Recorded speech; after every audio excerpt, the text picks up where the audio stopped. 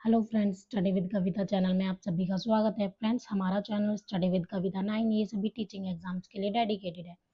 Friends, अभी तक हमने जो है अपना वेव टॉपिक करा है, साउंड कर लिया है और साथ ही जो है हमने अपना ग्रेविटेशन भी जो है कंप्लीट कर लिया।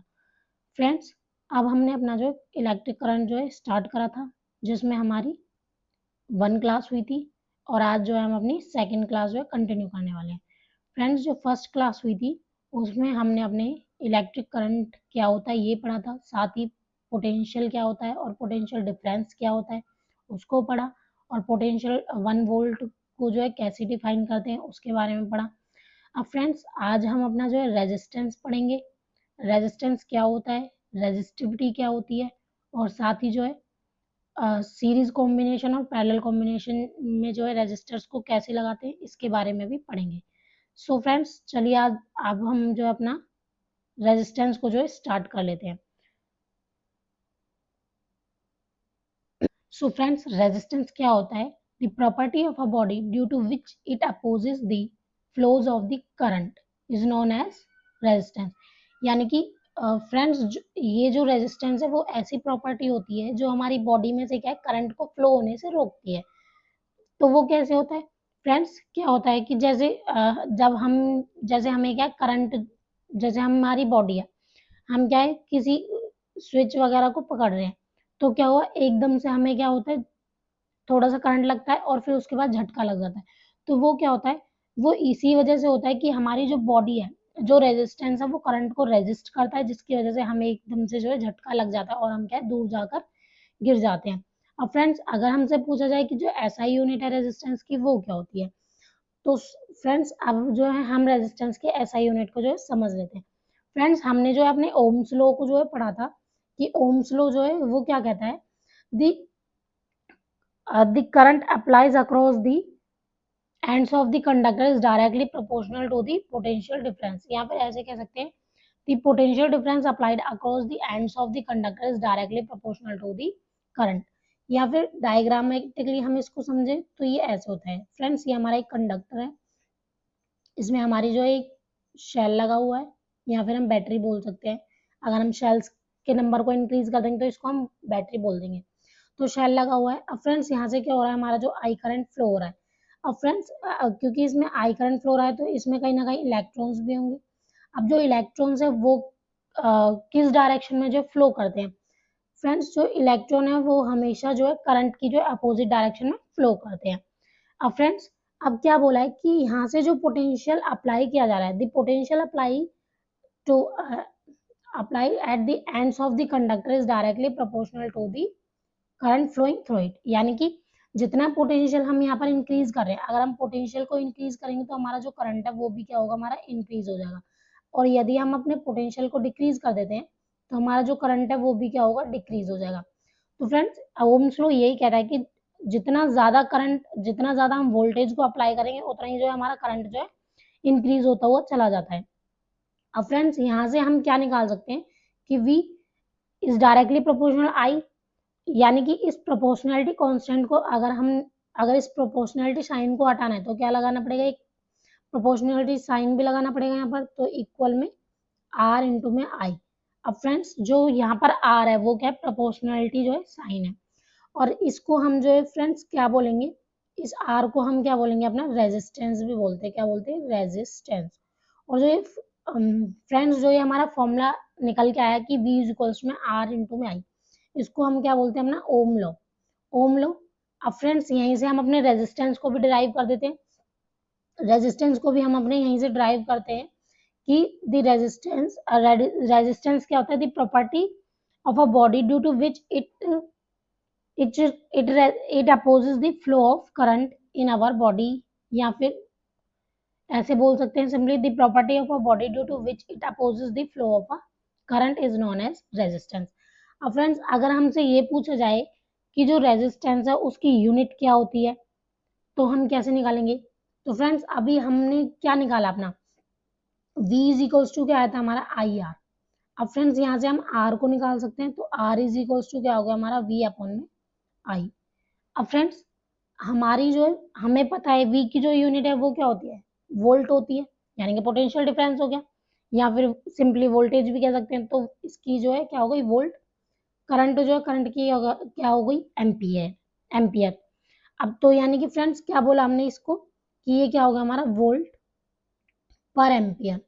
वोल्ट पर एम्पियर हो गई हमारी यूनिट। वोल्ट पर एम्पियर जब हमारी यूनिट हो गई, तो सिंपली इसको हम क्या बोल सकते हैं, कि ओम भी बोल सकते हैं। क्या बोल सकते हैं, ओम बोल सकते हैं। तो फ्रेंड्स यहाँ से जो हमारे, तो जो ओम है उसको हम क्या बोलेंगे, कि ये हमारी एसआई यूनिट है, किसकी, रेजिस्टेंस की। एसआई यूनिट ऑफ रेजिस्टेंस बोलेंगे इसको फ्रेंड्स। या फिर कह सकते हैं कि एसआई यूनिट ऑफ रेजिस्टेंस क्या होगी, ओम।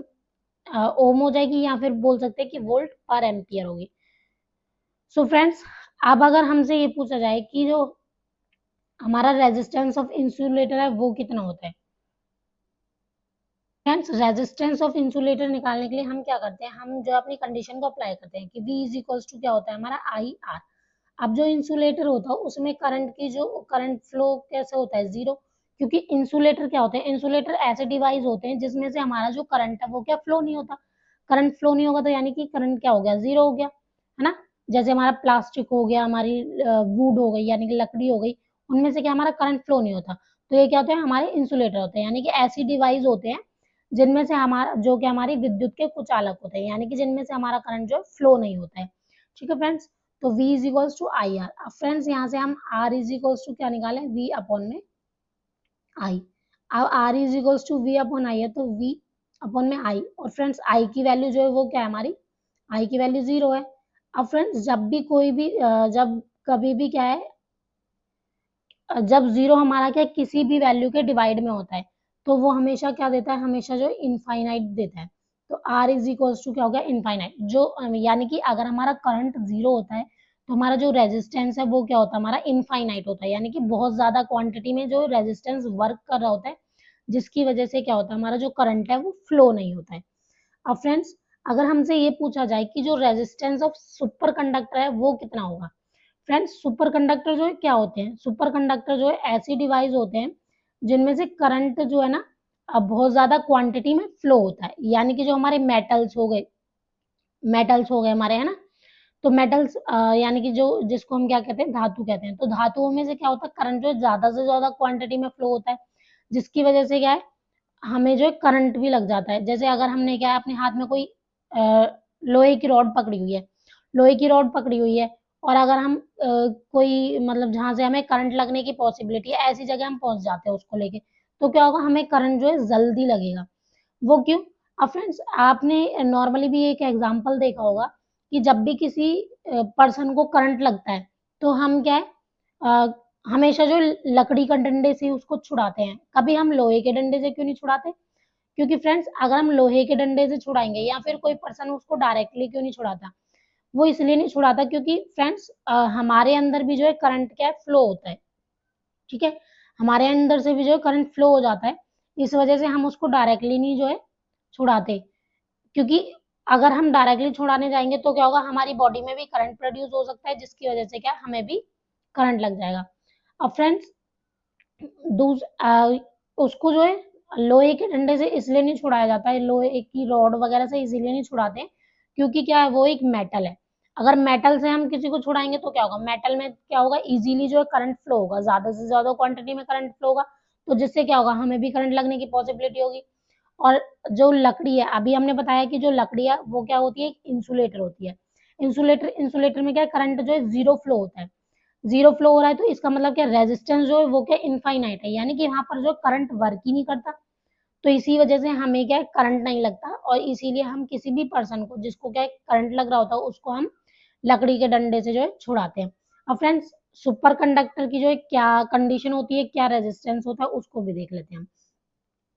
फ्रेंड्स, जो हमारे सुपर कंडक्टर होते हैं उसको हम क्या बोलते हैं, सुपर कंडक्टर जो होते हैं हम उसको क्या बोलते हैं, सुपर कंडक्टरों को, और हम क्या बोल देते हैं, हमारा अपना जो है आइडियल कंडक्टर भी जो है बोल देते हैं। क्या बोलते हैं, आइडियल कंडक्टर भी बोलते हैं। अब फ्रेंड्स, अब हमारा अब हमसे पूछा जाए इसकी कंडीशन क्या है, तो फ्रेंड्स क्या होगा, सुपर कंडक्टर में जो है करंट क्या होगा, करंट जो है क्या होगा, हमारा मैक्सिमम होगा। करंट कितना फ्लो होगा, मैक्सिमम करंट फ्लो होगा। क्योंकि वो क्या है, करंट फ्लो इसलिए मैक्सिमम हो रहा है क्योंकि वो क्या है, एक हमारा मेटल है, मेटल है। तो मेटल में से क्या होगा, ज्यादा से ज्यादा करंट फ्लो होता है, तो यानी कि करंट जो है यहाँ पर क्या होगा, हम ऐसे बोल सकते हैं करंट जो हमारा क्या है, इनफाइनाइट है। ठीक है फ्रेंड्स, अब क्या होता है, V इज इक्वल्स टू क्या होता है, आई आर। अब R इज इक्वल्स टू क्या हो जाएगा हमारा, V अपॉन में आई। अब फ्रेंड्स जो हमारा R is equals to V upon में आई है, अब क्या हो गया, R is equals to V upon में आई। आई जो है क्या है, इनफाइनाइट है। अब 1/इनफाइनाइट क्या होगा, बहुत मतलब क्या, कोई मैक्सिमम वैल्यू जो है देगा हमें। तो फ्रेंड्स यहाँ से जो हमारा रेजिस्टेंस है वो क्या हो जाएगा, 1/इनफाइनाइट क्या होता है, हमारी जीरो हो जाती है, यानी कि रेजिस्टेंस जो है वो क्या होगी, जीरो। यानी कि इसका मतलब क्या होगा, जो करंट है वो क्या मैक्सिमम आ रहा है हमारे पास, करंट मैक्सिमम आ रहा है, इसीलिए जो हमारा रेजिस्टेंस है जीरो, रेजिस्टेंस जो है जीरो होगा। क्योंकि फ्रेंड्स जब क्या है, जब इन्फिनिटी किसी के भी डिवाइड में वर्क करता है तो उसकी वैल्यू जो है जीरो के इक्वल हो जाती है। तो फ्रेंड्स यहाँ से जो है हमने प्रूव कर दिखाया कि जो रेजिस्टेंस है वो हमारा क्या है, सुपर कंडक्टर में कैसे जीरो होता है, और ये हमारे आइडियल कंडक्टर क्यों होते हैं। आइडियल कंडक्टर ये इसीलिए होते हैं क्योंकि ये क्या है, अपने अंदर से मैक्सिमम करंट को जो है पास कर पाते हैं। अब फ्रेंड्स, नेक्स्ट जो है हमारा क्या था, रेजिस्टिविटी। फ्रेंड्स अगर हमसे ये पूछा जाए कि रेजिस्टिविटी क्या होती है, तो इसको समझने के लिए हम क्या एक जो है डायग्राम के थ्रू जो है समझेंगे। तो फ्रेंड्स ये हमारा एक कंडक्टर है, ठीक है, ये कंडक्टर है, इसकी लेंथ जो है L है, और यहाँ जो इसका जो एरिया है वो क्या हमारा A है। अब फ्रेंड्स क्या होता है कि जो हमारा जो एरिया जो रेजिस्टेंस है वो क्या होता है हमारा, जो डायरेक्टली प्रोपोर्शनल होता है इसकी लेंथ की। यानी कि जितनी ज्यादा हमारी लेंथ होगी हमारे कंडक्टर की, जो रेजिस्टेंस है वो क्या है उतना ही ज्यादा इंक्रीज हो जाएगा। यानी कि मतलब लेंथ इंक्रीज हुई तो उसमें से करंट भी क्या है, फ्लो होगा।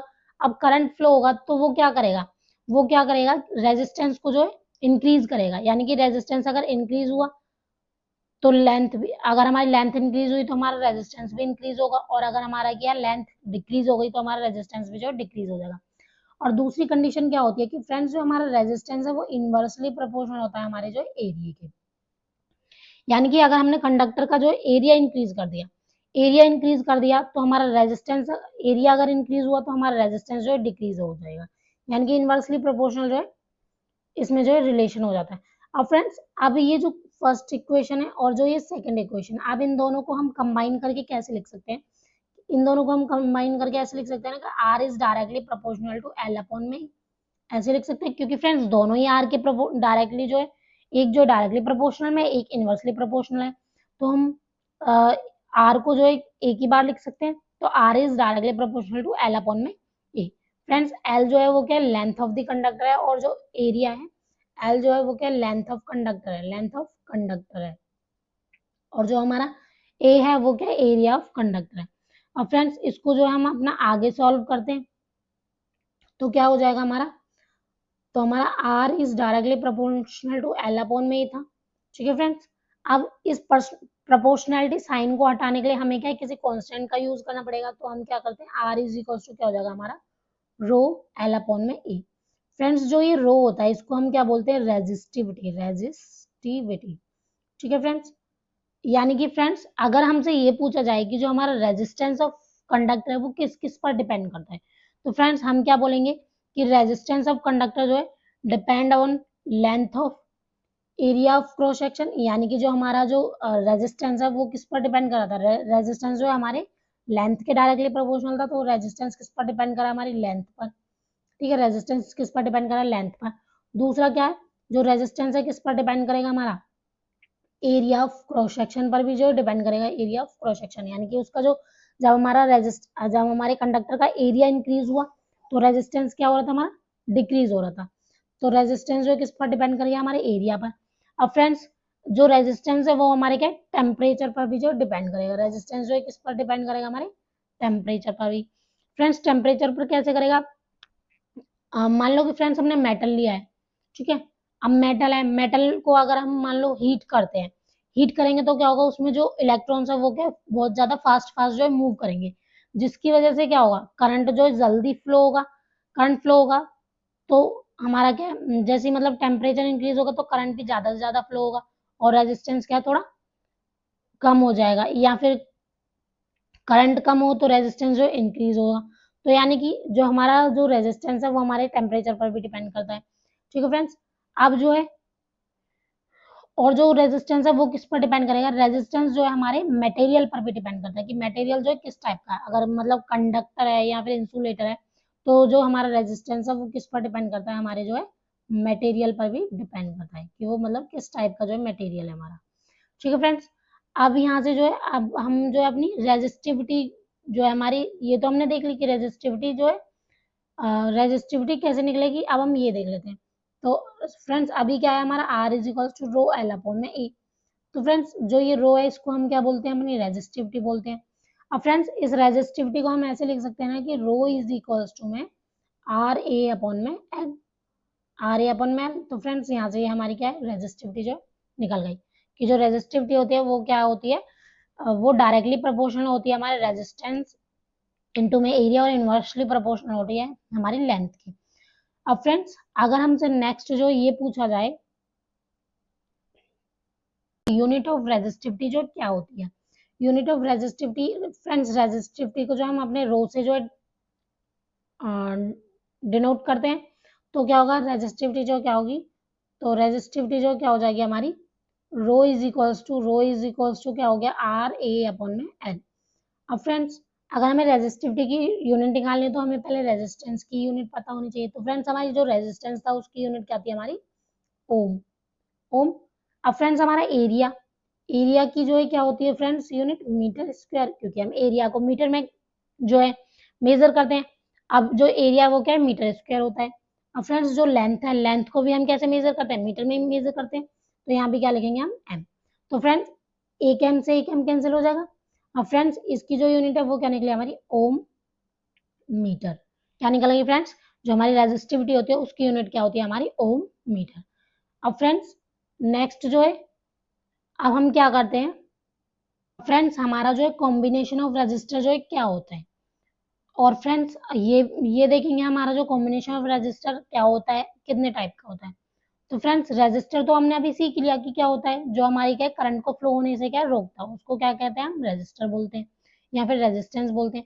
अब फ्रेंड्स रेजिस्टेंस को रोकने के लिए क्या एक डिवाइस लगाई जाती है, रेजिस्टेंस को जो है यानी कि रेजिस्टेंस प्रोड्यूस करने के लिए, करंट को रोकने के लिए, करंट को अपोज करने के लिए और जो हमारा रेजिस्टेंस प्रोड्यूस करने के लिए एक डिवाइस लगाई जाती है जिसको हम क्या बोलते हैं रेजिस्टर बोलते हैं।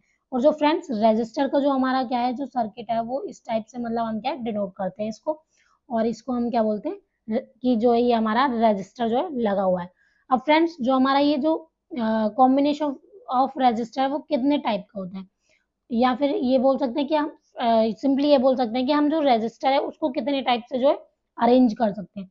तो फ्रेंड्स कॉम्बिनेशन ऑफ रेजिस्टर जो है हमारे कॉम्बिनेशन ऑफ रेजिस्टर हमारे जो है 3 टाइप के होते हैं। कितने टाइप के होते हैं जो रेजिस्टर हैं वो क्या है हमारे कॉम्बिनेशन जो है रेजिस्टर, कॉम्बिनेशन ऑफ रेजिस्टर जो हमारे कितने होते हैं 3 टाइप के होते हैं। ठीक है फ्रेंड्स, वो क्या है फर्स्ट जो है वो क्या है सीरीज कॉम्बिनेशन, यानी कि जब हम क्या है रेजिस्टर को क्या है सीरीज में लगाएंगे। दूसरा क्या हमारा जो है पैरेलल कॉम्बिनेशन, पैरेलल कॉम्बिनेशन यानी कि जब हम अपने रेजिस्टेंस को कैसे लगाएंगे पैरेलली जो है लगाएंगे। थर्ड जो है वो क्या था मिक्स्ड कॉम्बिनेशन। अब फ्रेंड्स ये मिक्स्ड कॉम्बिनेशन क्या होता है, तो फ्रेंड्स मिक्स्ड कॉम्बिनेशन क्या होता है जब हम अपने क्या है सीरीज और पैरेलल कॉम्बिनेशन को जो है दोनों को मिक्स करके लगाते हैं, यानी कि कुछ रेजिस्टर जो है हमारे क्या है पैरेलली अरेंज होंगे और कुछ रेजिस्टर हमारे जो है सीरीज में लगे होते हैं। तो फ्रेंड्स इसी को हम क्या बोलते हैं अपना जो है मिक्स्ड कॉम्बिनेशन जो है बोलते हैं। और सीरीज कॉम्बिनेशन क्या होता है फ्रेंड्स, सारे जो रेजिस्टर हैं वो क्या सीरीज में ही लगे होते हैं। ठीक है, यानी कि एक ही लाइन में जो लगे होते हैं तो उसको हम क्या बोलते हैं सीरीज कॉम्बिनेशन बोलते हैं। और फ्रेंड्स पैरेलल कॉम्बिनेशन क्या होता है, पैरेलल कॉम्बिनेशन क्या होता है फ्रेंड्स, सारे जो रेजिस्टर हैं वो क्या होते हैं हमारे जो पैरेलली जो है लगे होते हैं, यानी कि एक के ऊपर जो है एक रेजिस्टर जो है लगा होता है, यानी कि फर्स्ट लाइन में एक लगा है फिर सेकंड वाली में सेकंड लगेगा फिर उससे नीचे थर्ड आ जाएगा। तो यानी कि सारे जो रेजिस्टर हैं वो क्या हमारे जो पैरेलली लगे होते हैं, एक के बाद जो है एक लगा होता है। अब फ्रेंड्स अब जो ये सीरीज कॉम्बिनेशन है और जो पैरेलल कॉम्बिनेशन है और मिक्स्ड कॉम्बिनेशन है हम उसको कैसे जो है शो करेंगे, कैसे उसकी जो है डेरिवेशन को निकालेंगे। तो फ्रेंड्स चलिए अब हम स्टार्ट करते हैं अपना सीरीज कॉम्बिनेशन। तो फ्रेंड्स अपना सीरीज कॉम्बिनेशन हम स्टार्ट कर रहे हैं। तो क्या होता है इसमें, इसमें जो है हमारी जो रेजिस्टर है ये हमारी एक डिवाइस है, इसमें हमने अपने रेजिस्टर जो है अरेंज कर दिए हैं। रजिस्टर अरेंज कर दिए। अब फ्रेंड्स इसमें क्या जो हमारा जो इसमें क्या है, अब क्योंकि रजिस्टर फ्लो होगा, करंट भी फ्लो होगा, तो हमें क्या है, वोल्टेज भी अप्लाई करना पड़ेगा। वोल्टेज अप्लाई करने के लिए हमने यहाँ पर जो है बैटरी लगा दिया। और फ्रेंड्स अब क्या होता है, ये हमारे जो है ऐसे, अब इसको हम कौन सा कॉम्बिनेशन बोले, इसको हम बोले अपना सीरीज कॉम्बिनेशन जो है बोलते हैं। फ्रेंड्स ये हमारा रेजिस्टेंस है आर, ये हमारा भी आर, ये भी आर। अब इनको नाम भी देते हैं कि ये R1 है, ये R2 है और ये R3 है। अदरवाइज हमें कैसे पता लगेगा कि R1 को मतलब कैसे रखा है, कितनी वैल्यू आ रही है इसकी, पहला जो रजिस्टर है, उसके बाद जो सेकंड रजिस्टर है उसकी कितनी वैल्यू आएगी, थर्ड जो रजिस्टर है उसकी कितनी वैल्यू आएगी। तो फ्रेंड्स ये वैल्यू जो है, अभी हम पहले इसकी डेरिवेशन, जो नॉर्मल जो डेरिवेशन होती है सीरीज कॉम्बिनेशन ऑफ रजिस्टर्स की, पहले हम उसको ड्राइव कर रहे हैं, उसके बाद जो है हम इसको दिखाएंगे कि R1 को कैसे फाइंड करते हैं, R2 को कैसे फाइंड करते हैं, R3 को कैसे फाइंड करते हैं। अब फ्रेंड्स क्योंकि ये सीरीज कॉम्बिनेशन है में, तो फ्रेंड्स यहाँ से हमारा क्या है, आई करंट जो फ्लो हो रहा है, तो इस पूरी जो हमारा जो ये पूरी डिवाइस है, ये पूरी डिवाइस में क्या होगा, हमारा जो करंट जो है कैसा फ्लो होगा, हमारा जो आई करंट ही फ्लो होगा। यानी कि जितना करंट यहाँ जा रहा है उतना ही यहाँ भी जाएगा, उतना ही यहीं जाएगा, यहाँ भी इतना जाएगा। मतलब पूरे डिवाइस में हमारा क्या होगा, सेम करंट जो है फ्लो होने वाला है। अब फ्रेंड्स अब ये पूछे हमसे कि जो ये वोल्टेज है, क्या ये वोल्टेज भी सभी रेजिस्टर्स के थ्रू जो है क्या सेम ही होगा? नहीं फ्रेंड्स, जो हमारा सीरीज कॉम्बिनेशन होता है उसमें हमारा करंट तो सारे पूरे सर्किट में जो है हमारा जो करंट है वो इक्वली फ्लो होगा, लेकिन जो हमारा रेजिस्टेंस, जो हमारा जो वोल्टेज होता है वो क्या डिवाइड हो जाता है। यानी कि फ्रेंड्स यहाँ से जो R1 के लिए जो वोल्टेज है वो क्या होगी, हमारी V1 होगी, और R2 के लिए जो वोल्टेज होगी वो फिर थोड़ी सी डिफरेंट होगी, और R3 के लिए जो वोल्टेज होगी वो भी क्या होगी, थोड़ी सी डिफरेंट होगी। अब फ्रेंड्स अब हमसे ये पूछा जाए कि भाई अब मतलब कैसे इसकी जो डेरिवेशन को निकालें, तो फ्रेंड्स नॉर्मली अब हम क्या लिख सकते हैं, अब हम नॉर्मली क्या लिख सकते हैं कि V is equals to V1 plus में V2 प्लस में V3। यानी कि फ्रेंड्स जो वोल्टेज है, वोल्टेज जो वो क्या है, जो इक्विवेलेंट जो वोल्टेज हो गया, हमारी इक्विवेलेंट जो वोल्टेज है वो किसके इक्वल हो जाएगी, V1 V2 और V3। यानी कि जब हमारी वोल्टेज V अप्लाई हो रही थी उसी के थ्रू तो हमारी अलग अलग रेजिस्टर्स के लिए वोल्टेज जो है डिफरेंट हो रही है, डिवाइड हो रही है। तो इसीलिए फ्रेंड्स इक्विवेलेंट वोल्टेज जो है किसके इक्वल हो जाएगी, V1 plus V2 plus V3। अब फ्रेंड्स अब हमसे पूछा जाए कि इसके लिए जो जो रेजिस्टेंस है वो क्या होगा, तो फ्रेंड्स रेजिस्टेंस को समझने के लिए हम क्या करते हैं, अपना जो इसको आगे सॉल्व करते हैं। तो V इज इक्वल्स टू क्या हमारा V1 प्लस V2 प्लस में V3, और अपना जो सर्किट डायग्राम है उसको जो है यहाँ पर जो है हम छोटा सा जो बना लेते हैं, जिससे कि हमें अच्छे से जो है समझ आए। तो फ्रेंड्स ये हमारा R1 हो गया, ये हमारा R2 हो गया, और ये हमारा क्या हो गया, R3 हो गया। ठीक फ्रेंड्स, ये हमारी सर्किट जो है तैयार हो गई। यहाँ पर हमारा जो है क्या है, V1 वोल्टेज है, इधर जो है V2 है। फ्रेंड्स क्लियर जो है डायग्राम तो हमारा नहीं बन पा रहा है, तो आप जो इसमें जो नोट्स हैं उसमें से जो है आप देख सकते हैं। ठीक है फ्रेंड्स, अब क्या है, अब हमें फ्रेंड्स पता है कि V इज इक्वल्स टू क्या होता है, हमारा IR होता है। IR होता है क्योंकि हम इक्विवेलेंट वोल्टेज निकाल रहे हैं, तो इसको भी हम क्या लिखेंगे, रेजिस्टेंस जो है कौन सा निकलेगा यहाँ पर, इक्विवेलेंट। तो V इज इक्वल्स टू की जगह हम क्या करते हैं, इस वैल्यू को जो है यहाँ पर जो है पुट कर देते हैं। तो V इज इक्वल्स टू क्या हो जाएगा, IR इक्विवेलेंट। और फ्रेंड्स अब V1 plus V2 plus V3, यानी कि V1 के लिए रेजिस्टेंस क्या है, R1 है, तो इसको भी हम ऐसे ही रख सकते हैं ना कि IR1 plus IR2 plus IR3। अब फ्रेंड्स यहाँ पर क्या देखते हैं कि लेफ्ट हैंड साइड में भी करंट आई फ्लो हो रहा है, और राइट हैंड साइड में भी करंट आई ही फ्लो हो रहा है। सारे जितने भी हमारे क्या रेजिस्टेंस है उन सभी के साथ कैसा करंट फ्लो हो रहा है, आई ही फ्लो हो रहा है। तो हम पूरे इसमें से जो राइट हैंड साइड है उसमें से पूरे करंट को जो हम कॉमन निकाल लेते हैं। तो I R equivalent is equals to क्या हो जाएगा, हमारा आई R1 plus R2 plus R3। ठीक है फ्रेंड्स, ये हो गया। अब क्या करते हैं फ्रेंड्स, आई से आई जो कैंसिल हो सकता है हमारा, तो क्या आ जाएगा वो हमारा फ्रेंड्स, यहाँ से सॉल्व करके क्या आता है, R equivalent is equals to क्या आ जाएगा, R1 प्लस R2 प्लस में R3। तो फ्रेंड्स क्या हो गया, हमारा जो आर इक्विवेलेंट है वो किसके इक्वल आ गया, हमारा आर इक्विवेलेंट किसके इक्वल हुआ, हमारा R equivalent is equals to क्या हो गया, हमारा R1 प्लस R2 प्लस में R3। अब फ्रेंड्स जो ये हमारा जो R की जो ये वैल्यू है, ये हमारे के लिए बहुत ज्यादा इंपॉर्टेंट है, क्योंकि जब हम अपना न्यूमेरिकल्स को सॉल्व करेंगे तो जो ये रेजिस्टेंस, जो ये इक्विवेलेंट रेजिस्टेंस की जो ये वैल्यू आई है, ये क्या हमारी जो यूज होने वाली है। तो फ्रेंड्स अब इसको हमें जो है अपना याद करना होगा। तो फ्रेंड्स अब हमें यहाँ से समझ आ गया कि जो सीरीज कॉम्बिनेशन होता है उसमें जो हमारा रेजिस्टर है यानी कि जो रेजिस्टेंस होता है वो कैसे वर्क करता है और जो हमारा करंट है वो कैसे फ्लो होता है और जो हमारी वोल्टेज है वो किस टाइप से जो है फ्लो होती है। अब फ्रेंड्स अब हम जो है अपने पैरेलल कॉम्बिनेशन को जो अंडरस्टैंड करते हैं। तो फ्रेंड्स अब यहाँ से क्वेश्चन अब हमारा क्या है पैरेलल कॉम्बिनेशन जो स्टार्ट करने जा रहे हैं। तो फ्रेंड्स पैरेलल कॉम्बिनेशन के नाम से ही पता लग रहा है कि जो हमारे जो रेजिस्टेंस है वो कैसे लगेंगे, हमारे पैरेलल ही जो अरेंज होंगे। तो फ्रेंड्स अब हम अपना जो सर्किट बनाते हैं। फ्रेंड्स अब क्या होगा, हम अपना जो है सर्किट बनाते हैं। इसमें क्या ये हमारे जो है क्या पैरेलली जो है कनेक्ट हो रहे हैं। ठीक है फ्रेंड्स, यहाँ से ऐसे ज्वाइन कर देते हैं इनको, क्योंकि क्या होगा ये सारे ऐसे ही तो ज्वाइन होने वाले इस तरीके से। अब फ्रेंड्स यहाँ से क्या होगा, हमारे जो है ये हमारे सारे रेजिस्टेंस है वो किससे जो है कनेक्ट होंगे, हमारे जो है वोल्टेज यानी कि बैटरी से जो कनेक्ट होंगे। अब फ्रेंड्स यहाँ से क्या होगा, हमारा आई करंट जो फ्लो हो रहा होगा। अब फ्रेंड्स यहाँ से क्या हो रहा है, हमारा आई करंट जो है फ्लो हो रहा है, तो जो इलेक्ट्रॉन है वो क्या इसके अपोजिट डायरेक्शन में जो है फ्लो कर रहे होंगे इलेक्ट्रॉन। अब फ्रेंड्स अभी हमसे ये पूछेंगे कि जो करंट है वो क्या पूरे डिवाइस में इक्वली जो है फ्लो हो रहा है, नहीं। अब फ्रेंड्स इसमें इसमें जो पैरेलल कॉम्बिनेशन जो रेजिस्टर होते हैं उसमें क्या होता है, हमारा जो करंट है वो डिवाइड हो जाता है। कैसे फ्रेंड्स, क्योंकि पहले जो करंट है यहाँ पर आया, ठीक है, अब ये करंट इधर भी डायरेक्शन में गया क्योंकि यहाँ पर रेजिस्टर है, फिर इधर गया, यहाँ भी अलग रेजिस्टर है, यहाँ भी जो है अलग, यानी कि इनके लिए क्या है हमने अलग अलग वायर्स का जो यूज करा हुआ है। अब अलग अलग वायर्स है तो इनमें क्या करंट भी क्या है अलग अलग ही फ्लो हो रहा होगा। तो फ्रेंड्स यहाँ पर हम कंसीडर कर लेते हैं, यहाँ पर हमारा जो I1 है, ये हमारा I2 है और ये हमारा क्या है I3, यानी कि I1 I2 और I3 जो करंट फ्लो है। अब फ्रेंड्स अब हमसे ये पूछा जाता है क्या वोल्टेज भी डिवाइड होगी, नहीं। फ्रेंड्स जो हमारा पैरेलल कॉम्बिनेशन होता है उसमें हमारी जो वोल्टेज है वो डिवाइड नहीं होती। क्यों? क्योंकि फ्रेंड्स क्या है इसमें जो करंट है वो अलग अलग फ्लो हो रहा है, तो वोल्टेज क्या है वोल्टेज डिवाइड नहीं होगी इसीलिए। तो यहाँ पर जो हमारी फ्रेंड्स जो वोल्टेज है वो भी क्या होगी हमारी वी ही होगी, इसमें भी जो वोल्टेज है वो भी क्या है वी है, यहाँ पर भी जो वोल्टेज है वो भी क्या हमारी V1 है। हमारा R1 रेजिस्टर है, ये हमारा R2 है और ये हमारे क्या है R3। तो फ्रेंड्स यहाँ से हमें क्या पता लगा कि R1 के अक्रॉस भी वोल्टेज V ही फ्लो हो रही है, R2 के अक्रॉस भी V है और R2 के R3 के अक्रॉस भी क्या है V है।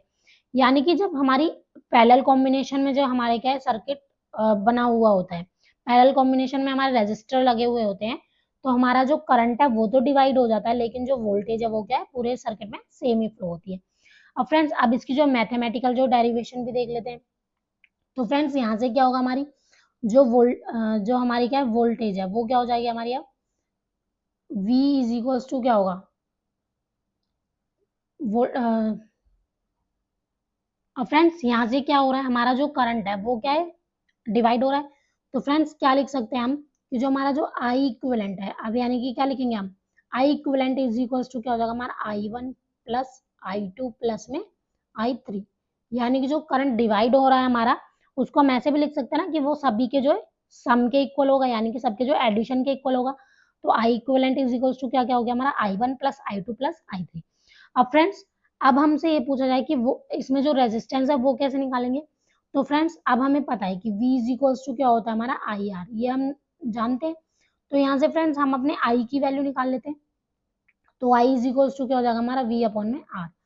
तो अब फ्रेंड्स जो ये वैल्यू है इसको हम क्या है इसका यूज करके जो है अपनी जो ये इक्वेशन बनाई थी हमने I इक्विवेलेंट उसको जो है सॉल्व कर लेते हैं।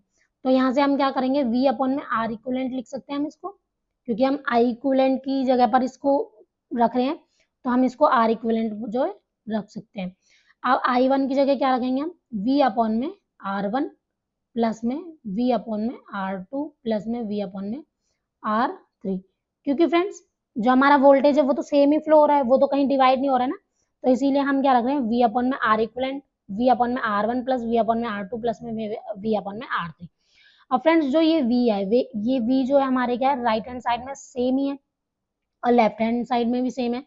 तो V अपॉन में R इक्विवेलेंट हम इज इक्वल्स टू क्या लिख सकते हैं, V को जो है हम पूरी जो राइट हैंड साइड है उसमें से कॉमन निकाल लेते हैं, तो ये हमारा क्या हो जाएगा 1 अपॉन में R1 प्लस 1 अपॉन में R2 प्लस में 1 अपॉन में R3, मतलब इसको जो हम अभी जो नेक्स्ट पेज पर जो रख लेते हैं। तो फ्रेंड्स क्या हो गया हमारा यहाँ से वी अपॉन में R equivalent is equals to क्या है हमारा, वी हमने कॉमन निकाल लिया तो 1/r1 प्लस में 1/r2 प्लस में 1/r3। अब फ्रेंड्स राइट हैंड वाला साइड से जो है लेफ्ट हैंड साइड वाला v जो है कैंसिल हो गया। अब फ्रेंड्स क्या है हमारा 1/r equivalent is equals to क्या हो गया 1/r1 प्लस 1/r2 प्लस में 1/r3। सो फ्रेंड्स यहाँ से क्या निकल गया हमारा जो पैरेलल कॉम्बिनेशन के लिए जो रेजिस्टेंस होता है वो क्या होता है, ये हमने फाइंड कर लिया। तो फ्रेंड्स अब नॉर्मली जो है हम क्या करते हैं, अब इन दोनों इक्वेशंस को, जो हमारी सीरीज कॉम्बिनेशन रेजिस्टर की जो हमारी जो इक्वेशन थी और जो पैरेलल कॉम्बिनेशन रेजिस्टर की जो इक्वेशन है, उन दोनों को जो है देख लेते हैं एक साथ दोनों रिजल्ट्स को, क्योंकि फ्रेंड्स ये हमारे लिए क्या बहुत ज्यादा इंपॉर्टेंट है और इनको हमें क्या है लर्न भी करना होगा। तो फ्रेंड्स सीरीज के लिए क्या आया था हमारा R equivalent is equal to किसके इक्वल था, r1 plus r2 plus r3। और फ्रेंड्स हमारा जो पैरेलल के लिए, ये तो हमारा सीरीज के लिए था, अब जो पैरेलल था उसके लिए जो रेजिस्टेंस है वो क्या है, वो हमारा 1/r1 1/r equivalent is equal to क्या हो गया 1/r1 plus 1/r2 plus 1/r3। So friends यहाँ से हमने जो है अपना क्या सीरीज और पैरेलल कॉम्बिनेशन को रेजिस्टर को जो है फाइंड कर लिया। अब फ्रेंड्स अब जो मिक्स्ड कॉम्बिनेशन जो रेजिस्टर है उसको हम अपना जो है नेक्स्ट क्लास में करने वाले हैं। साथ ही जो है इससे रिलेटेड जो है कुछ न्यूमेरिकल्स भी जो है हम क्या है नेक्स्ट क्लास में करेंगे। और फ्रेंड्स साथ ही देखते हैं, या तो हम न्यूमेरिकल्स को ही कंप्लीट करेंगे या फिर उसके साथ कोई और नेक्स्ट टॉपिक भी जो है स्टार्ट कर सकते हैं। सो फ्रेंड्स आपको जो है हमारी क्लास कैसी पसंद आ रही है उसके लिए हमें जो है जरूर से जरूर जो है फीडबैक कमेंट करके जो है फीडबैक दिया करें। और साथ ही फ्रेंड्स हमें ज्यादा से ज्यादा लाइक सब्सक्राइब एंड शेयर करें फ्रेंड्स, क्योंकि जब आप हमें लाइक सब्सक्राइब एंड शेयर करते हैं तो हमें क्या होता है ज्यादा से ज्यादा फीडबैक मिलता है, यानी कि वो हमारी जो है एनर्जी होती है तो हम क्या करते हैं ज्यादा से ज्यादा जो है और ज्यादा मेहनत जो है यूज करने की जो है कोशिश करते हैं। तो फ्रेंड्स आज के लिए इतना ही। Thank you friends, take care, bye bye.